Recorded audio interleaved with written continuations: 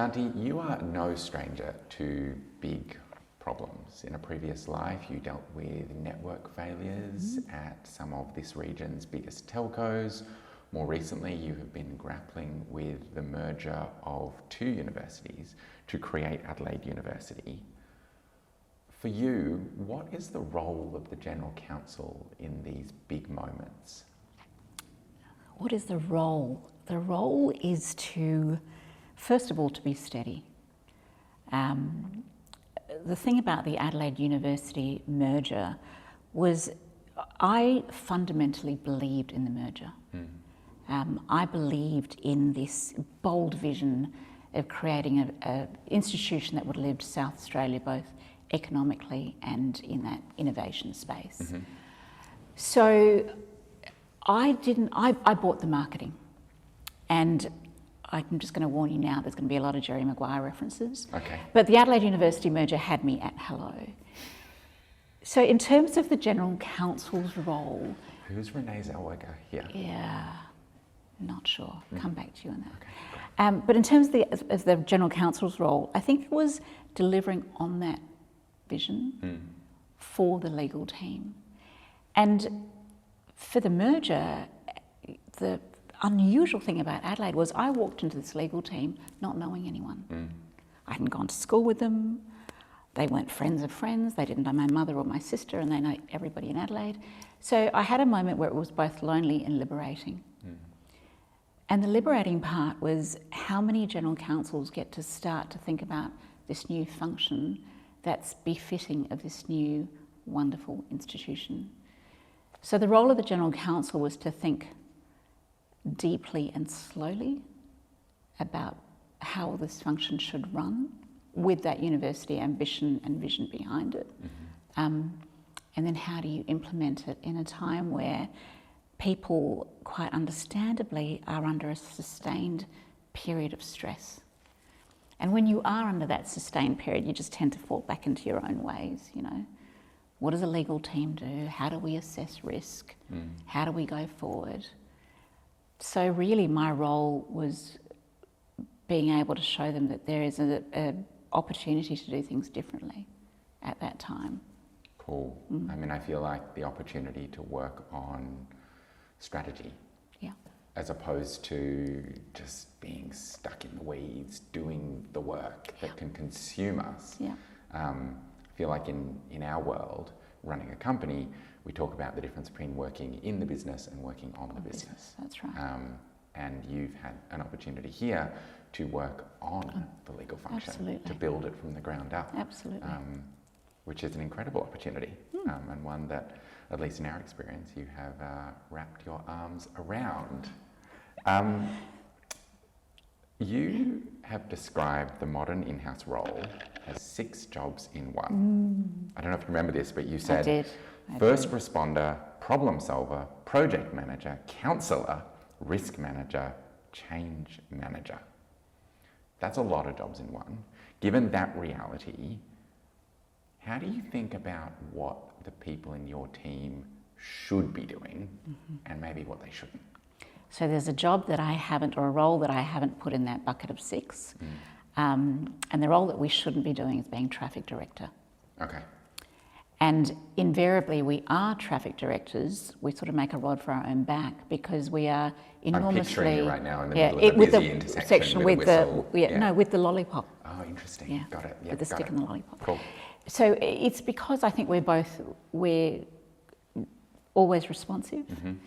And so with the lack of systems or with the university, we've had a whole lot of people coming together, the easiest things to come to legal and try and have that experience where we'll direct you, we will tell you where to escalate. You know, when it's time poor, or you've got an important decision, or it's politically sensitive, go to legal.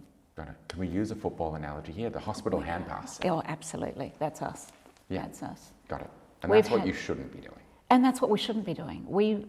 My most favourite story, 2 favourite stories to date from the legal team, is we had a person run into the legal team one day on a very, very hot summer's day to let us know that the cows at our Roseworthy Animal facility didn't have any shade. How is that possibly a legal problem? But she felt that by telling the legal team, someone would attend to it. And did you? I think we did. Of course you I did. think we did. Got it. Yeah. Okay. I think those are some great examples of what the legal team shouldn't be working That's on. right. Which I think brings me to some of the work you have been doing with Josef to try to focus your team on the work that they should be doing. Some of the things that we know you're building with Josef include a concierge or a front door for people to walk through, digitally walk through, to get the help that they need. Opportunities for self-service contracting, so opportunities for people to get the documents that they need without throwing it over the fence and asking legal to do everything for them. And then also using some of our AI tooling to create Q&A tools, tools that can answer some of those basic questions. Can you give me a little bit of a sense of why those were the places that you wanted to start? Sure. What was special about those particular use cases for you, both as a leader and for your team? Sure. I'm going to go back a little bit. Sure. So when I started in this role, I think as a GC for a university, I certainly didn't come from the higher education sector. And my ways of working were quite different from what this team had done before. And I don't know if you've seen, there's a video, it's leadership by the dancing guy. And there's this lone nut, and he's on a hill, and he has all these strange dancing moves, and he's the leader of this group. And he doesn't influence anything or become anything until the first person goes to follow him. And then from the first person following him, other people follow really that follower. So it's an underrated leadership. I think when I arrived, with all the things that I was talking about in this team, not having necessarily thought about things that way, I was spoilt because I had first leaders. I had people that were willing to go, oh, she's a bit different, but that's okay, let's listen and let's think about what she's saying. I also took the team away on 2 days for an offsite with a group called the Vibrant Frogs. And the Vibrant Frogs are a consultancy that I worked with before that delve into our ways of working and how we communicate and what we want to be known for. And out of those sessions, I focused on 3 pillars, and it was modernity, visibility and optimism. Not necessarily in those in that way, order. Sure. But the team gravitated then to those 3 things. And when we went to engage with Josef or anything else we do, we go back to those pillars and think about whether we are fulfilling what we want to be known for. And if I think about visibility, I think all too often an in-house team are the invisible hand, making things happen behind the scenes. And sometimes the downside of that is, in order to access legal services, you need to know someone in legal or you're senior enough. What the concierge does is very clearly and very visibly make sure that legal is there and present, because you can find it easily from our portal. You go to Adelaide University legal takes you into our concierge. And so for me, that visibility through the concierge is really important. We are there, we are ready. And the other important thing is it provides equitable access for everyone. You don't have to know anyone in legal. You can go to the concierge. So far, we've got 3 or 4 really simple questions, but they're repeatable questions, and you can find your way through it. So that's the visibility part. The modernity part is the self-service part, in terms of the fact that we're starting to build up a small bank of contracts and templates that you should be able to work your way through. And you can, of course, you can have legal help, but we want to set it up so you can absolutely empower yourself. That's not dumping work on other people. That is empowering people to work through things. And then optimism threads all the way through that. Because for me, the optimism is that we are educative in an education industry, and that people can find their way through things, and we're taking away all of the fog. The other thing that we've done, which I think is unbelievable, especially when I walked into this place, we had something like, I don't know, 3,000 to 5,000 knowledge articles through the university that were sitting dormant. And with the help of Josef, we're bringing them to life so that people can search them and that we can answer questions that we know are repeatable, that can leave the lawyers not to, be entrenched and dumping all those waves of routine matters, and that we can do other work, which might be more meaningful at the time. I love that. I love the idea that you're focusing on one of those core values. I also think that the way that you threw in this idea of equitable access is so interesting. And it's part of the Adelaide University, a foundation value. I know, it actually brings me back to why we started Josef. So when we started Josef way back when, the thing we set out to do was make legal services more accessible to everyone. Yeah. And earliest days for us, we were working with legal aid organisations, but we really quickly realised that actually in every institution there are people who don't get access to the legal help they need. And if we think about everyone's roles, everyone's jobs as important, then we should be trying to create an equitable access to your team, to legal help, not just for the people who know someone, but for anyone who needs, assistance from your function. Right. I love how you've weaved that into what you're trying to do here. It's really interesting. And I think the kudos for me goes to that entire legal team. Yeah, okay. I cannot say that enough, that they've been so, and I've been in this role for 2 years. So in that short time, they've been so open to the change and got on board with the change. Yeah. Absolutely. Okay, without this coming across as a barb, because it's not a barb directed at the university sector, having spent lots of time working in the university sector. Universities are not exactly known for moving at the speed of light. No. Sometimes they can be a little more conservative, a little more cautious. What you've managed to achieve in partnership with us, but to be honest, and I think credit does go to the whole of your team, as a legal function has been pretty remarkable. How? How do you move quickly as a team, as a function, in an institution that isn't known for speed? It's not known for speed, and I think certainly not a Usain Bolt in any regard. It's also a conservative state. I think that the deeper trait is also modesty. Okay. So lawyers are modest, we're not great at marketing. So one of the things I did in so I started in April. In May, I made everyone keep timesheets for the month of May. Wildly popular, not. It's a very triggering memory for me from my time as a junior lawyer. Okay, but thank you. So everyone kept timesheets. And I gathered that data and dissected that data, and it told me what I already knew. And I'd only been there a short time. We were just spending so much time on transactional work. We weren't making time for the meaty, heavy, strategic, high risk work. All of our time was in high volume, low risk transactional work. Yeah. I took all of that data to the executives. And again, another Jerry Maguire, it was that help me, help you moment. You don't want to be outsourcing this work. You want the work to stay in, but you need to help us make time to do that work. So I had a lot of data, a lot of evidence, but it also requires a bit of vaudeville. So I'll tell you now that in my slide pack that I took, there is a slide with Elvis on it, looking up from a balcony, and the quote is, "It's now or never." And I think it is a bit of that marketing and a mixture of the data and being bold. We don't talk enough, I think it's a South Australian thing, we're extraordinarily modest.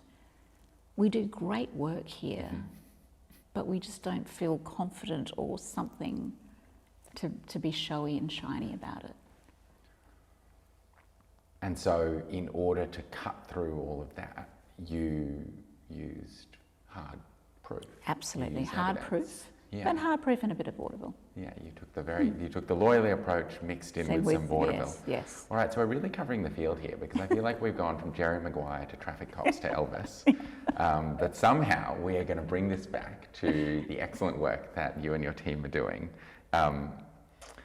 One of the other quotes that I fished out from my extensive background research was one from your old boss at Optus, who told you, if you can't draw the problem, you don't really understand it. What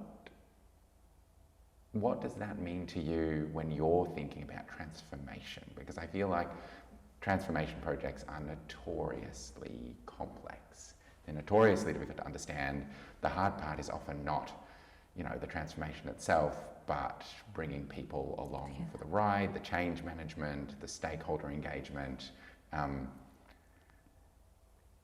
navigating that complex world seems to be one of your strengths. How do you reflect on that in light of that advice? I think what that really translates to is doing the deep thinking up front. Mm-hmm. Is that saying that, slow is smooth, smooth is fast. I think it's about being slow up front and doing the thinking then. Mm-hmm. Having said that, I'm the most impatient person in the world, and I know myself I need to slow down and think more carefully about things. We haven't got things right all the time, but I think it's having that thought and committing it to a drawing. What does it look like? Because it's also easier when you commit things to a drawing, I think, to see the gaps. I can write a very long, beautiful, wordy sentence like anyone else and will bamboozle people with it, but what does it actually mean? So the best analogy is, I think, when you're a baby lawyer and someone asks you for an answer and you tend to copy and paste the entire clause and chuck it in your advice to a partner. But what they're after is for you to break it apart.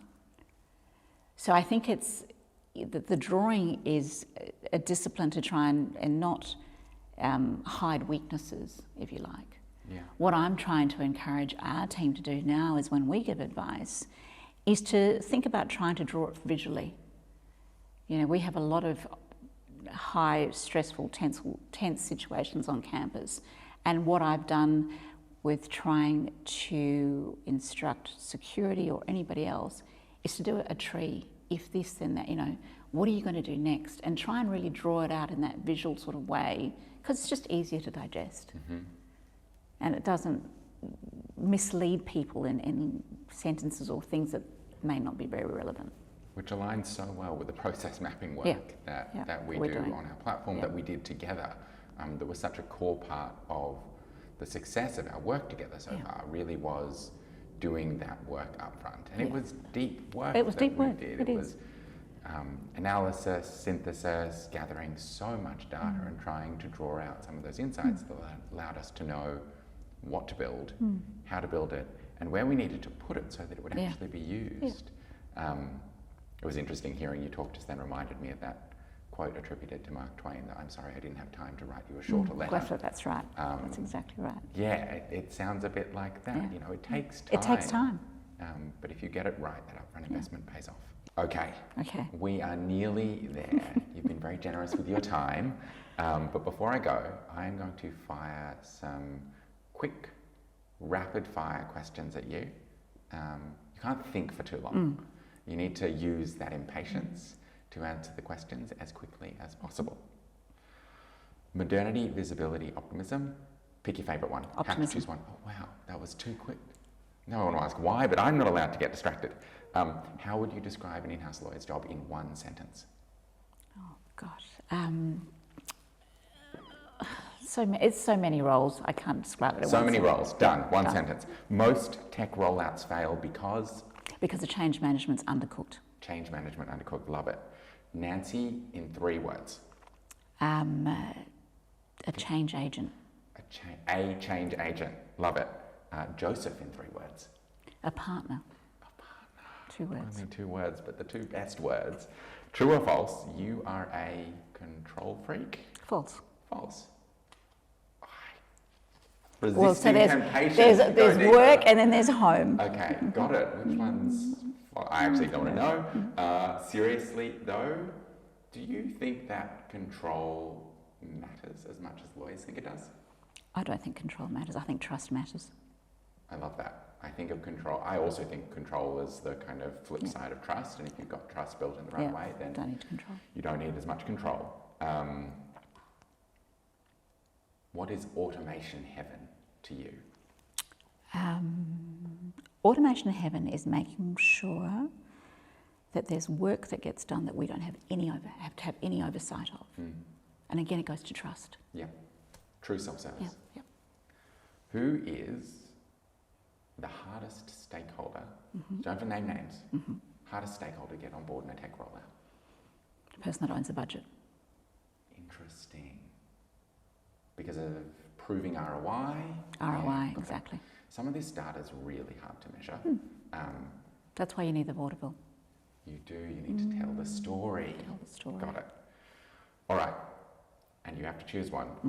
Which would you rather tackle again? Network outage or a merger? Merger. Cool. And then the question every legal leader should be asking themselves right now, but isn't, is it has to go to culture.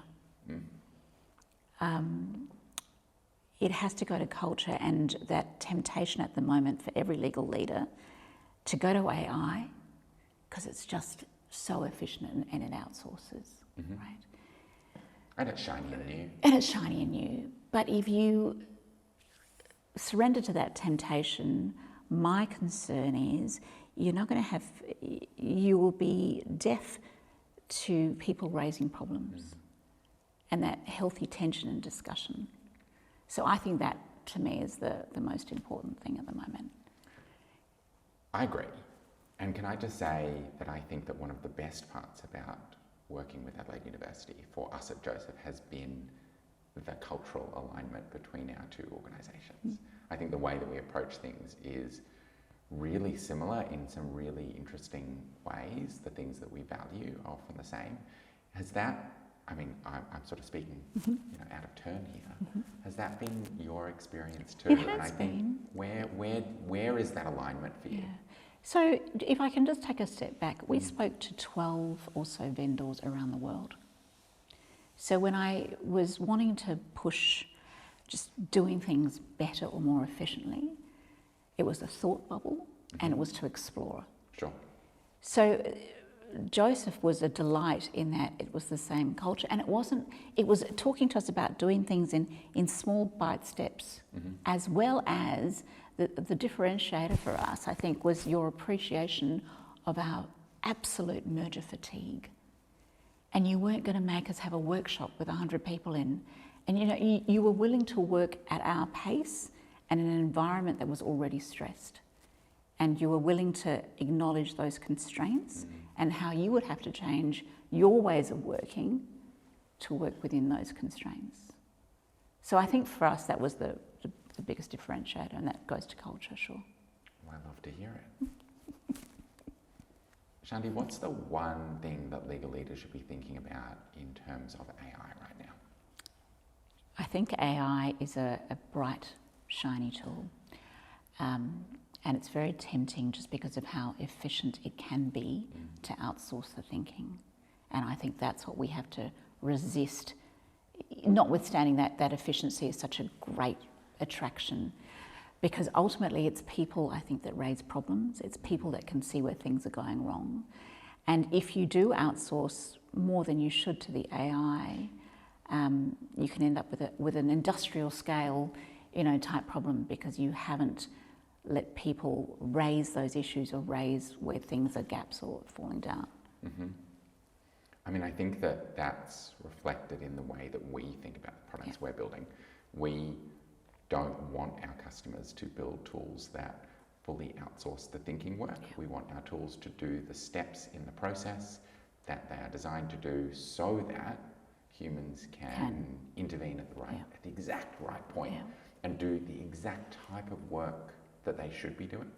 So that's, automate the data gathering, automate the data entry, automate the creation of your first drafts, but make sure that you're creating workflows where there are humans in the loop at the right point in time to do the review, exercise their judgment before anything gets signed off. I think what we're not doing enough of is educating our lawyers on how to use AI. We're doing it by osmosis and by trial and error. So I've actually put the entire legal team are doing it's a 12-month course, but it's about AI and the practice of law, that we're doing it self-paced to each of us. But I think it's really important to take the time to do that.